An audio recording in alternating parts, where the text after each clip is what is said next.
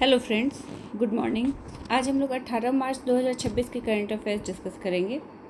आज के सेट में टोटल 6 टॉपिक्स हैं, जिसमें पहला टॉपिक जो है वो साहित्य अकादमी पुरस्कार 2026 से संबंधित है। तो साहित्य अकादमी पुरस्कार 2026 की घोषणा कर दी गई है। इसकी घोषणा 16 मार्च 2026 को की गई है और ये जो पुरस्कार है ये भारत की 24 मान्यता प्राप्त भाषाओं में उत्कृष्ट साहित्यिक कृतियों को सम्मानित करता है। किसके द्वारा प्रदान किया जाता है? तो यह प्रतिष्ठित सम्मान हर वर्ष साहित्य अकादमी, जो भारत की राष्ट्रीय साहित्यिक संस्था है, उसके द्वारा साहित्य में उत्कृष्टता को बढ़ावा देने के लिए प्रदान किया जाता है। इस वर्ष भी कुल 24 कृतियों को सम्मानित किया गया है, जिसमें 8 काव्य संग्रह, 6 कहानी संग्रह, 2 निबंध पुस्तकें, 1 साहित्यिक आलोचना, 1 आत्मकथा और 2 संस्मरण शामिल हैं। इन पुरस्कार के विजेताओं को क्या मिलेगा पुरस्कार के रूप में? तो 1 लाख रुपए की नकद राशि, एक उत्कीर्ण तांबे की पट्टिका और एक शॉल, ये प्रदान किया जाएगा विजेताओं को। ये पुरस्कार अभी प्रदान नहीं किए गए हैं, अभी इसकी घोषणा की गई है। इसको प्रदान कब किया जाएगा? तो 31 मार्च को इसको प्रदान किया जाएगा। अब विजेताओं का विवरण देख लेते हैं कि किस भाषा में किसको ये पुरस्कार, साहित्य अकादमी पुरस्कार मिला है। तो असमिया भाषा के लिए देवव्रत दास को मिला है। ये उनके उपन्यास कड़ी खेलर साधु के लिए उनको मिला है। बांग्ला भाषा में प्रसून बंदोपाध्याय को मिला है, उनकी कविता श्रेष्ठ कविता के लिए। बोडो भाषा में सहसुली ब्रह्मा को मिला है। डोंगनवी लामा मनसे गथुन, ये उनकी उपन्यास है जिसके लिए उनको मिला है बोडो भाषा में।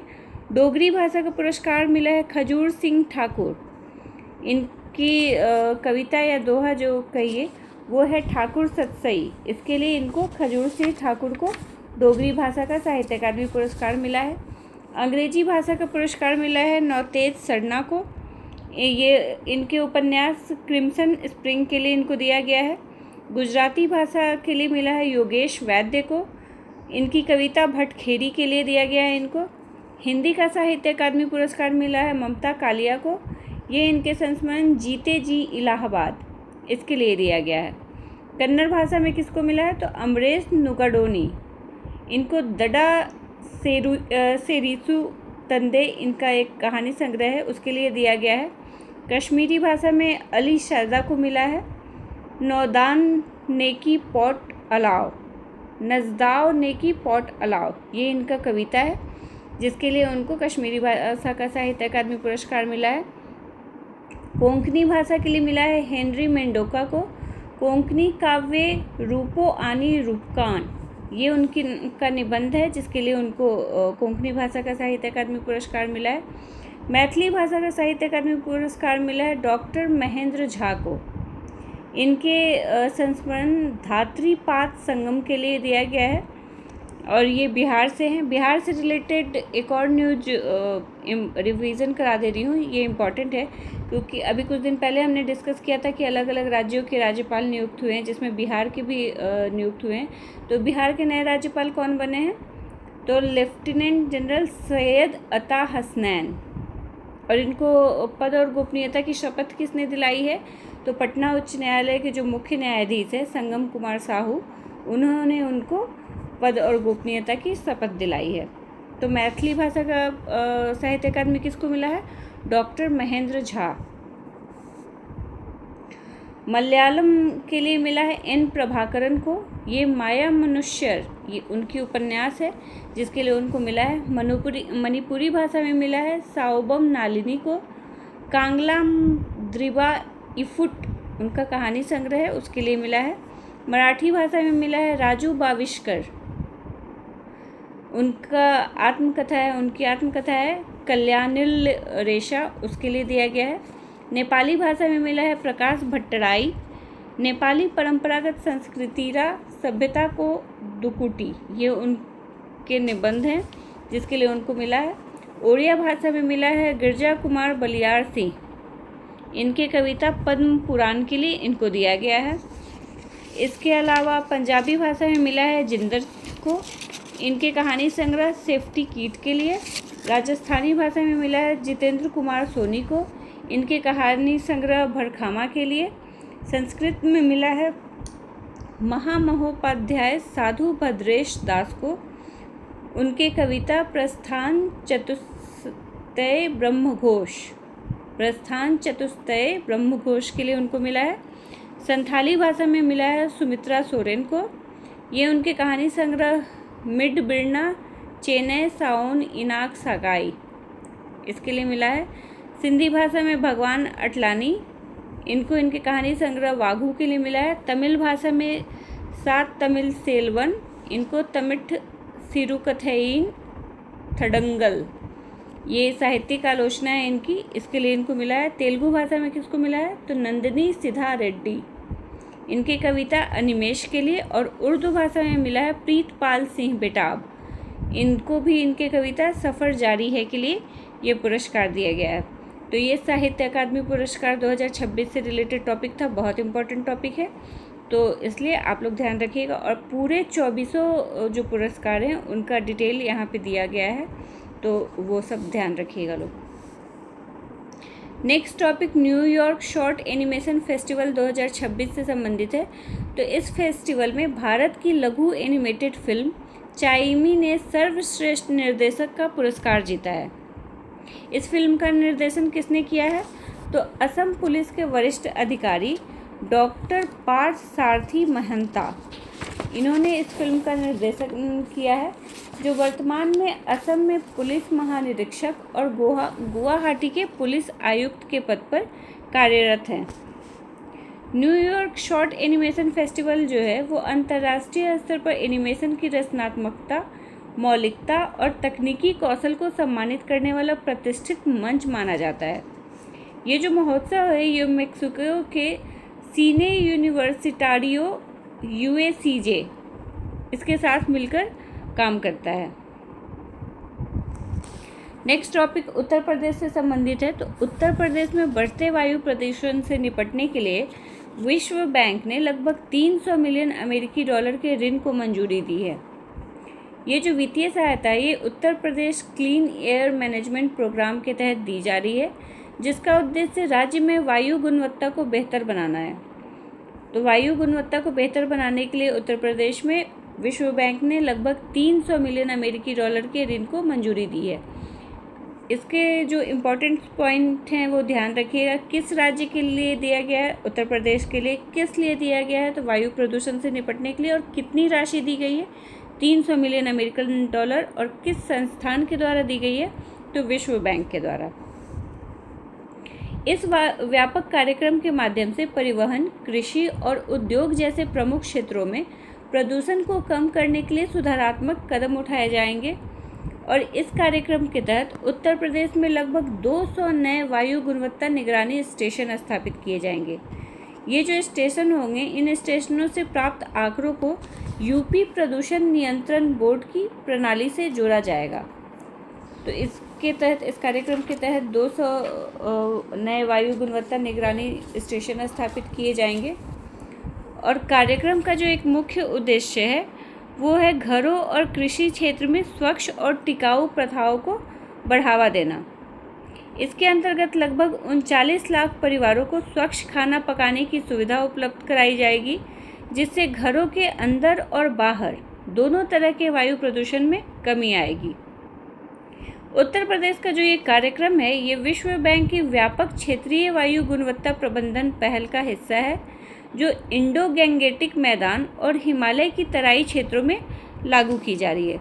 तो ये भी क्वेश्चन आ सकता है कि ये उत्तर प्रदेश का जो कार्यक्रम है जिसके तहत विश्व बैंक ने उसे 300 मिलियन डॉलर की ऋण सहायता उपलब्ध कराई है, वो विश्व बैंक के किस कार्यक्रम या किस पहल का हिस्सा है तो व्यापक क्षेत्रीय वायु गुणवत्ता प्रबंधन पहल का ये हिस्सा है। नेक्स्ट टॉपिक एनवायरनमेंट से संबंधित है। तो केरल के पिची वझानी वन्यजीव अभ्यारण्य में वैज्ञानिकों ने हाल ही में केचुए की एक नई प्रजाति ड्राविडा वझानिया की खोज की है। ये जो प्रजाति है ये त्रिशूर जिले में स्थित वझानी बांध क्षेत्र के आसपास पाई गई है, जो पश्चिमी घाट का हिस्सा है और ये पश्चिमी घाट की समृद्ध जैव विविधता को उजागर करता है। पश्चिमी घाट विश्व के प्रमुख जैव विविधता हॉट स्पॉटों में से एक माना जाता है। और अब ये द्राविड़ा वझानिया के बारे में देख लेते हैं। तो इसका संबंध द्राविड़ा वंश से है, जो मुख्य रूप से दक्षिण पूर्व और पूर्वी एशिया में पाया जाता है। यह प्रजाति मोनिलिगैस्टिरे परिवार के अंतर्गत आता है और इस वंश के जो सदस्य होते हैं वो सामान्यतः उष्णकटिबंधीय और उपोष्णकटिबंधीय क्षेत्रों में पाए जाते हैं।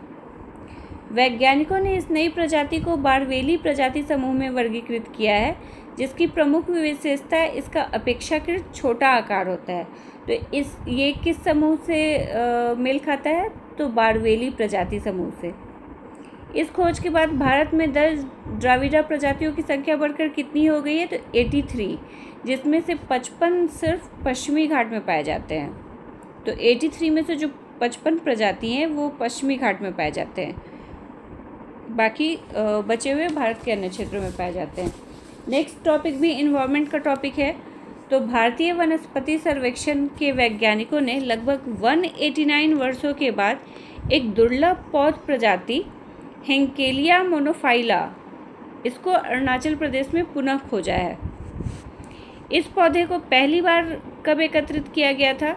तो 1836 में पहली बार एकत्र किया गया था, लेकिन उसके बाद लगभग 2 सदियों तक इसके अस्तित्व का कोई भी रिकॉर्ड नहीं मिला था। हेकेलिया मोनोफाइला जो है ये एक दुर्लभ पौध प्रजाति है जो अरुणाचल प्रदेश के स्थानिक प्रजातियों में शामिल है। ये गेस्नेरिएसी परिवार से संबंधित है, जिसमें प्रायः उष्णकटिबंधीय और उपोष्णकटिबंधीय क्षेत्रों में पाए जाने वाले फूलदार पौधे शामिल होते हैं। इस प्रजाति को पहली बार किसने एकत्रित किया था? तो 1836 में ब्रिटिश वनस्पति शास्त्री विलियम ग्रिफिथ, इन्होंने अरुणाचल प्रदेश की मिसमी पहाड़ी से एकत्र किया था इसको पहली बार 1836 में।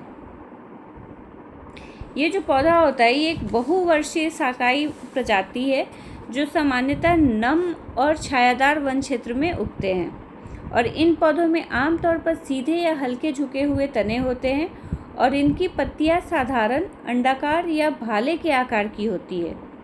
इन पौधों में पार्श्व पुष्पक्रम विकसित होते हैं, जिनमें एक या कई घंटी के आकार के फूल खिलते हैं। तो ये सारी इसकी विशेषताएं हैं, तो वो भी ध्यान रखिएगा आप लोग। नेक्स्ट और लास्ट टॉपिक है हमारा world para athletics grand prix से संबंधित। तो नई दिल्ली के जवाहरलाल स्टेडियम में इसका आयोजन किया गया था, world para athletics grand prix 2026 का, जिसमें भारत ने शानदार प्रदर्शन करते हुए कुल 208 पदक जीते हैं, जिसमें 75 स्वर्ण, 69 रजत और 64 कांस्य पदक हैं। 3 दिनों तक चला था ये अंतर्राष्ट्रीय आयोजन, जिसमें 8 देशों के 257 एथलीटों ने भाग लिया था। 35 पदकों के साथ इस आयोजन में रसिया दूसरे स्थान पर रहा, जबकि बोस्निया और हर्जेगोविना 3 पदकों के साथ तीसरे स्थान पर रहा। मतलब सबसे ज़्यादा पदक जो हैं वो भारतीय खिलाड़ी ही ले लिए, 208 पदक टोटल। अब कुछ भारतीय खिलाड़ी जो इसमें बहुत अच्छा प्रदर्शन किए हैं उनके नाम देख लेते हैं। इतना 208 तो डिस्कस करना पॉसिबल नहीं है, बट कुछ प्रमुख भारतीय खिलाड़ियों को देख लेते हैं। जैसे प्रीति पाल, इन्होंने महिलाओं की 200 मीटर T35 T37 दौड़ में अपना दूसरा स्वर्ण पदक हासिल किया है और पुरुषों की शॉर्ट फुट F57 स्पर्धा में शुभम जुयाल ने 14.45 मीटर का थ्रो कर स्वर्ण पदक जीता है। वहीं पुरुषों की 200 मीटर T37 T44 दौड़ में राकेश भाई भट्ट, इन्होंने 25.20 सेकंड का समय लेकर पहला स्थान हासिल किया और पुरुषों की 800 मीटर T53 T54 दौड़ में मनोज कुमार सभापति ने स्वर्ण पदक हासिल किया। तो पदकों की संख्या याद रखिएगा कि भारत ने कितने पदक जीते हैं, 208, जिसमें स्वर्ण कितने हैं? तो 75 स्वर्ण है, 69 रजत है और 64 कांस्य पदक हैं। आयोजन कहाँ किया गया है इस खेल का? तो नई दिल्ली के जवाहरलाल स्टेडियम में। दूसरे नंबर पे कौन रहा, तो दूसरे नंबर पे रसिया है 35 पदकों के साथ। और तीसरे नंबर पे 2 देश हैं, बोस्निया और हर्जेगोविना। तो ये आज हमारे आज के टॉपिक्स थे। मिलते हैं नेक्स्ट डे। Thank you.